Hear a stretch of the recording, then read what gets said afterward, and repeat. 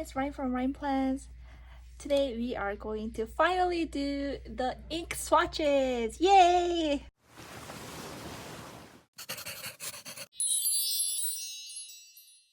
So I've been wanting to do the fountain pen inks video for a long time. The reason why it took this long is because I lost this glass pens and I knew I placed it somewhere, but I just could not find or figure out like where I put it, and I finally found it. I mean, maybe that's an excuse. I could have done it without the glass pen, but I really wanted to use the glass pen. So we are going to start with the black inks today. And before I start that, I wanted to show you this book. So this booklet is actually, it has all the swatches of the inks that I own. There are tons of like blacks, but there's like greens and blues and stuff like that. I don't really necessarily use this swatch book when I'm referencing my ink, even though I took a lot of efforts and time into making this, because the vinyl kind of glares and it's kind of hard to see at night, to be honest. So I did wanted to make up a new swatch book as far as my ink collection goes, and I only have one notebook from Starling Ink empty. I am using all my other ink notebooks for different purposes, but I have this.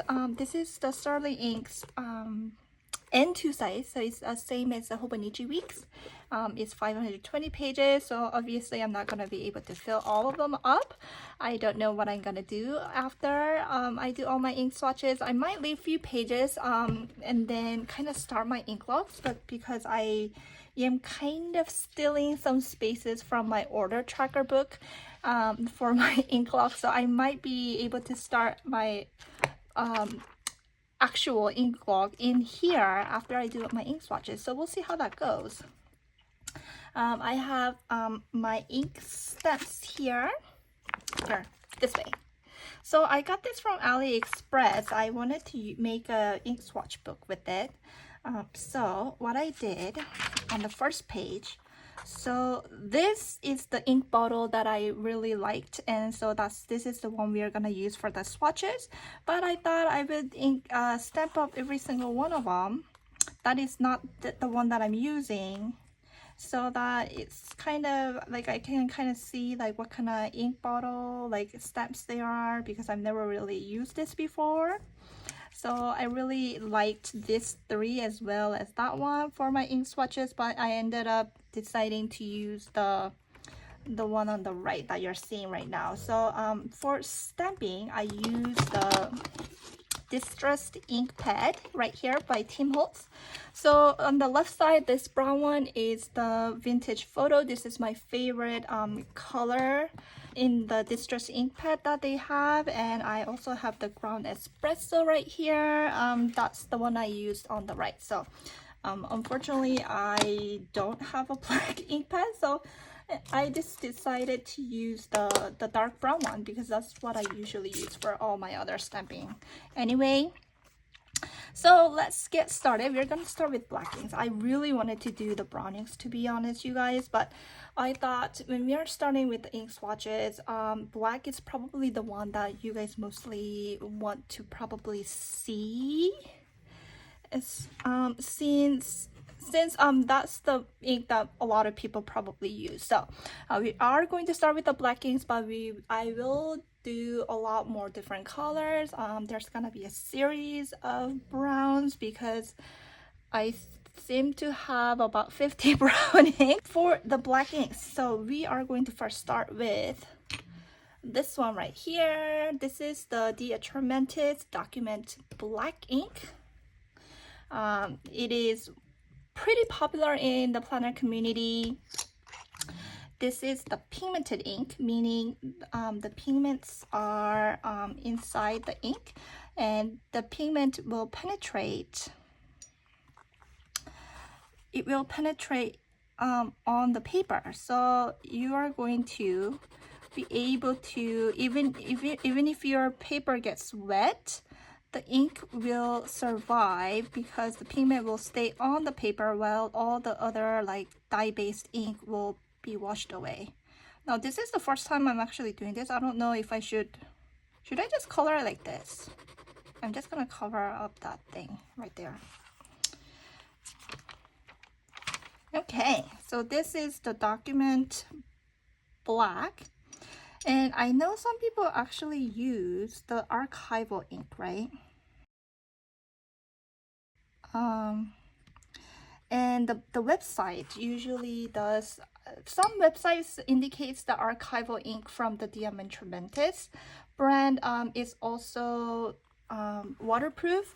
But when I searched it, there was a person that asked that question directly to the owner of the ink company, and he responded that archival ink is not waterproof. So they are both archival quality, but that ink is not waterproof. Document Black is. So I'm not sure. I mean, because some website does indicate that it is a waterproof. I don't know how well it sits on paper after it gets washed away. I mean, after it gets wet. So you might want to keep that in mind when you're buying the Atramentis ink. It is a medium viscosity ink, meaning it's not too dry, it's not too wet. It actually behaves pretty well with any kind of fountain pens that I've used so far. But some people have actually claimed that with their vanishing points, so like retractable pens, especially with the extra fine nib from Pilot, that it does clog the pen sometimes. So I don't know, I've never had that problem with myself personally, but just know that it can happen.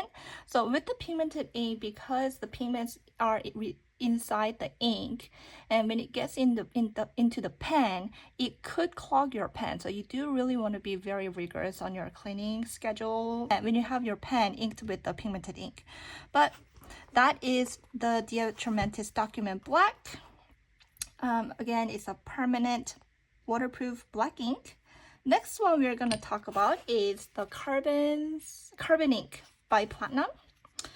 So this is fairly new addition in my collection, but this has been loved way longer than the document ink. So it's known to be very black ink, and it's fairly wet in the writing that I've experienced. It's very black and it's waterproof, it's pigmented. Also, a lot of artists, this is one of the artists claims that this is their favorite ink.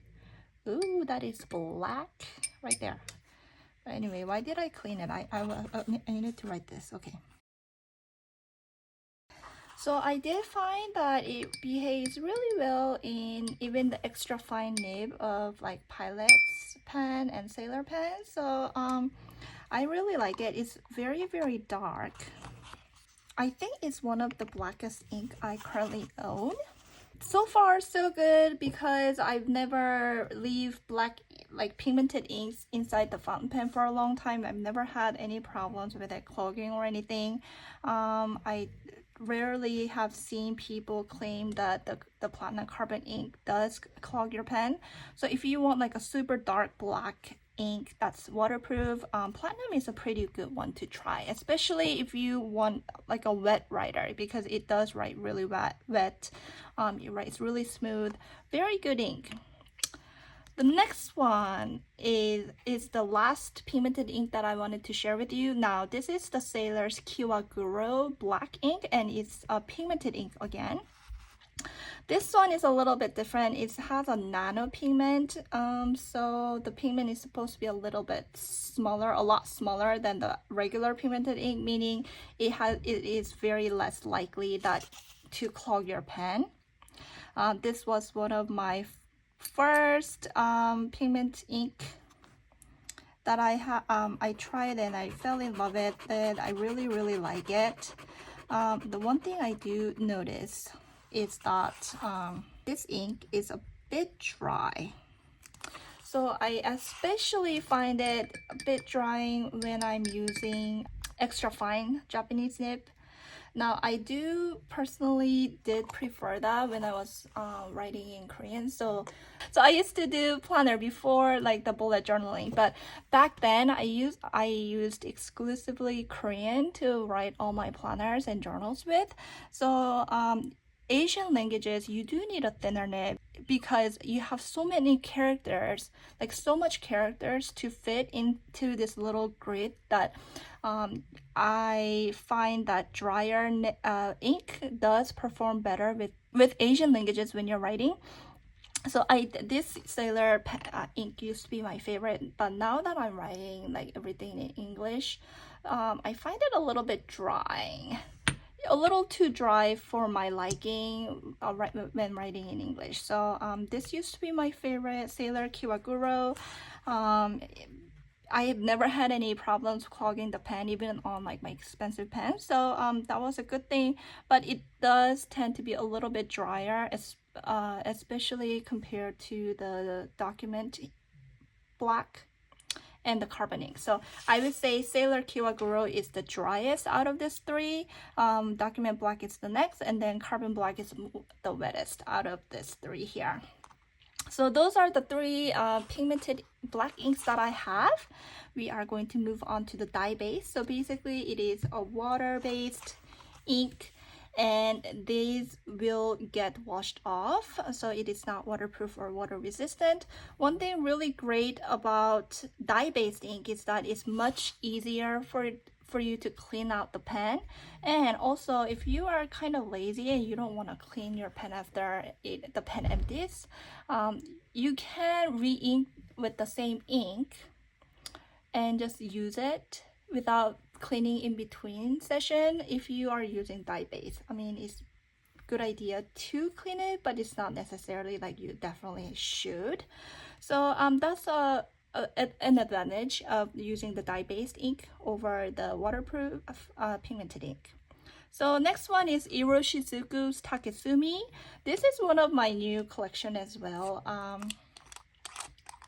Now I do have a few other Iroshizuku inks in my collection that are brown, but I've never really tried their black, and I knew that it was gonna be a great ink even before I bought it, because I already know the quality of this ink. Iroshizuku is very popular, fan favorites for so many people in the fountain pen community. It writes super wet. Oh, what did I do? So Iroshizuku's can't spell. Take-Sumi. In writing, it writes pretty black to me. The name suggests it's like a dark charcoal, but to me it looks black in my eyes. So and it writes really well, you guys. It's just like one of the wettest ink I currently own, as far as the black ink go. But even in other colors, like Iroshizuku inks are really good. Highly recommended if you are looking for just a regular dye-based ink that you're not gonna have any problems with when it comes to fountain pens. And it seems like for decimals and vanishing point, because it's retractable pens, some of the inks tends to clog inside, it tends to dry inside your pen even though you leave it closed. If you have that kind of problems, go with this ink, Iroshizuku ink. You're not gonna have that kind of problem. So it's and they're both from Pilot, so maybe that could be why. The next ink I have with me here is the Lamy Black.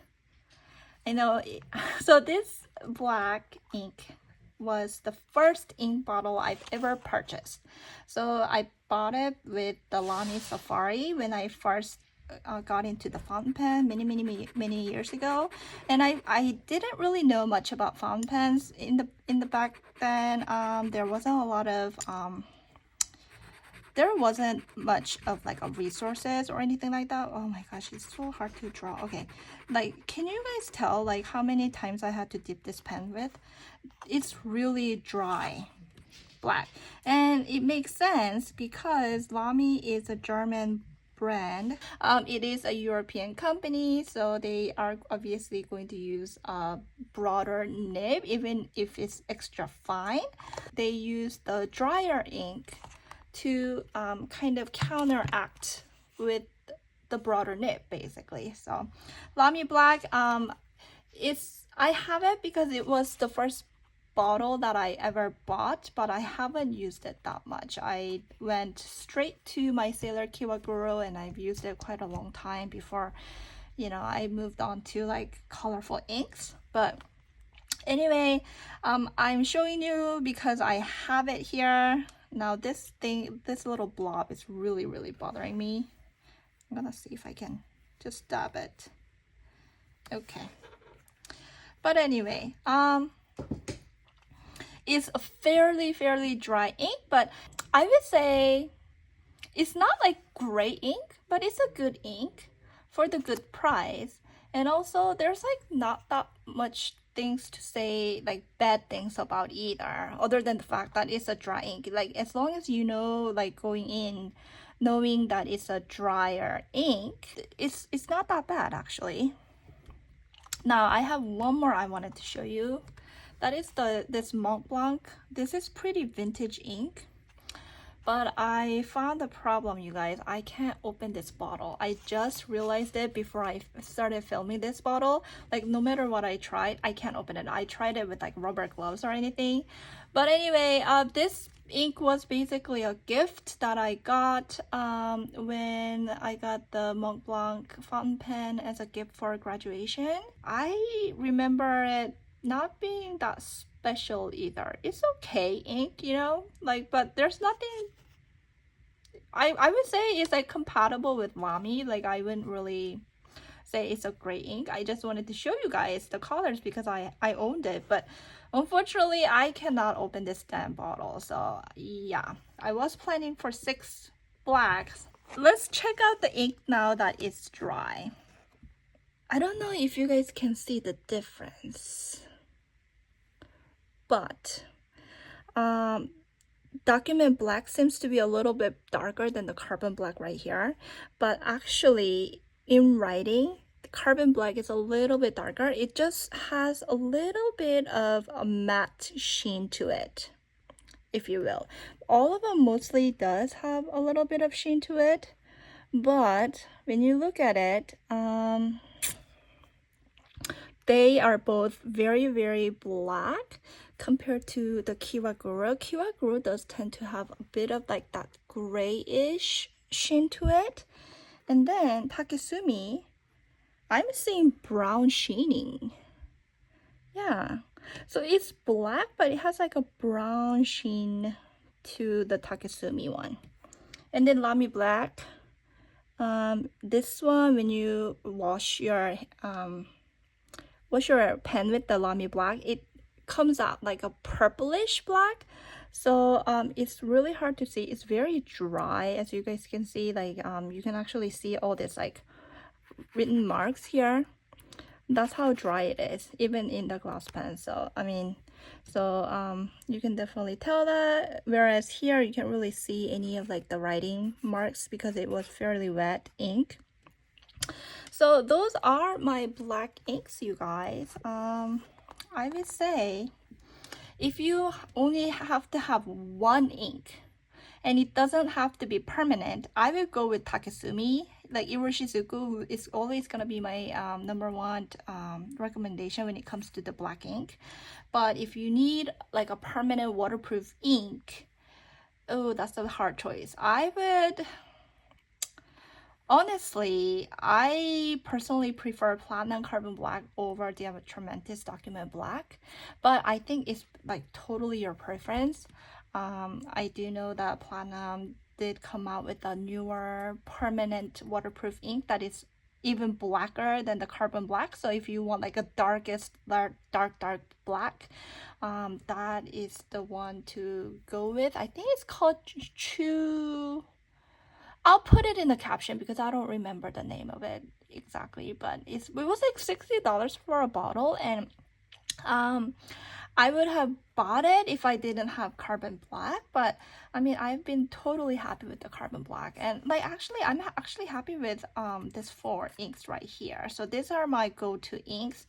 I tend to go with the Sailor Kiwa-guro ink when I know that I want to write a little bit thinner than what the nib provides. But when I'm going with like extra fine and I want like a little bit easier writing experience, I do go with the carbon black or the Atramentis or the Take-Sumi. So document black is kind of like in the medium, like of everything. Like it's not too wet, it's not too dry, it writes really well. It has been reported that some people do have problems with clogging in like thinner nib, so just watch out for that. So that is the black ink today. I will upload a series of this ink videos. So I will be doing the browns next. I will be back with more of the ink videos in the future. Thank you guys so much for watching today, you guys. If you have any questions, feel free to leave me a comment. And I will see you on my next video. Bye!